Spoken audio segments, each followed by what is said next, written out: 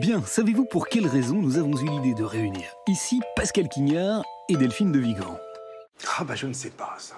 Eh bien tout simplement parce qu'en matière littéraire, ils sont en quelque sorte les deux faces d'une même pièce. C'est tout à fait ça l'idée. Je m'explique. La pièce, c'est la littérature. Ils l'arpentent tous les deux avec joie et succès.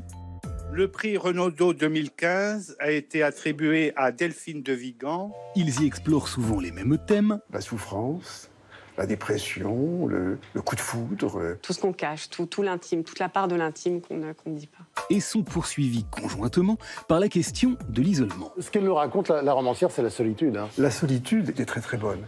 Il faut dire que ces deux-là ont d'étranges ressemblances. Pascal Quignard fut, par exemple, anorexique dès l'âge de 2 ans. C'était pas un peu tôt, ça, à 2 ans? Ben oui, ça m'a permis de faire ce qui est assez rare chez les garçons, l'anorexie, et puis de ne plus parler, et de réapprendre le langage ensuite. Une maladie qui n'a pas épargné Delphine de Vigan, qui a, d'ailleurs, raconté dans un livre comment, à 19 ans, elle pesait seulement 36 kilos. Un sac d'os sur un lit d'hôpital, voilà ce qu'elle est. Mêmes angoisses, mêmes questions, mêmes préoccupations, mais c'est pas tout, puisque leurs pas de côté culturels sont également les mêmes. Très intéressés par un univers plutôt visuel. Ouais, cul. Le cinéma, Delphine de Vigan a réalisé un film, mais son roman intitulé No et moi fut également adapté par Zabou Bretman, tout comme celui de Pascal Quignard, servi de scénario à Alain Corneau. Je ne pense pas que je vais vous admettre parmi mes élèves. Dites-moi pourquoi? Vous faites de la musique, monsieur. Vous n'êtes pas musicien. Ils aiment également tous les deux la scène. Je voudrais raconter comment elle est entrée dans ma vie, dans quelles circonstances. La scène, mais surtout la musique. Toutefois, c'est très précisément sur ce terrain-là que leurs ressemblances commencent à s'estomper, car si, comme Pascal, Delphine place la musique plus haut que tout, Plutôt que parler, il y a plein de moments où j'aimerais bien jouer du piano, jouer d'un instrument. Concurrencer la musique, c'est pas possible avec des mots.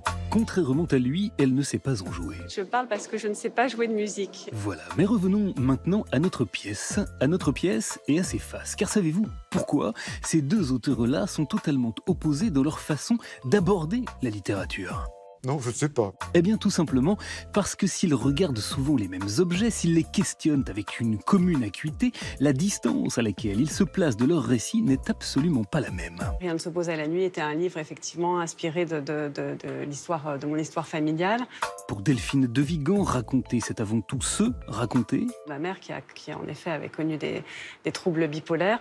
C'est ne pas hésiter à montrer ses zones d'ombre, à dire son intimité, en espérant qu'il y ait dans sa propre histoire quelque chose d'universel, quelque chose qui parle à chacun d'entre nous. L'important, c'est de se raconter soi, c'est de chercher d'où on vient, c'est de raconter sa vie. Pour Pascal Quignard, c'est le contraire. Je ne suis pas pour écrire très directement ce que j'ai vécu, je préfère crypter ma vie dans les textes. Eh oui, chez lui, écrire, c'est laisser l'esprit divaguer en liberté pour tenter de mettre à distance l'âpreté du réel. Mais je crois plutôt qu'il y a une imagination, que l'on se rêve des vies, que l'on trie dans les souvenirs que l'on a afin de se faire un récit, une légende de sa vie. Alors, parler de soi pour parler à tout le monde ou inventer des mondes pour aller au-delà de soi, ces deux-là nous proposent bel et bien de lecture, de l'écriture. Voilà pourquoi nous avions très envie de les entendre dialoguer. C'est très bien, c'est très bien.